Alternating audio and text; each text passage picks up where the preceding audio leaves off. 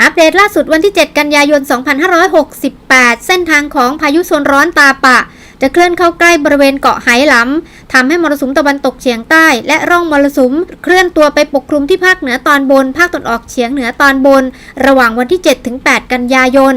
พายุนี้จะเหนี่ยวนำเอามรสุมตะวันตกเฉียงใต้พัดเข้าปกคลุมประเทศไทยมีกำลังแรงใกล้กับแนวร่องมรสุมประกอบกับมรสุมตะวันตกเฉียงใต้ที่พัดปกคลุมประเทศไทยจะมีฝนเกิดขึ้นในระยะนี้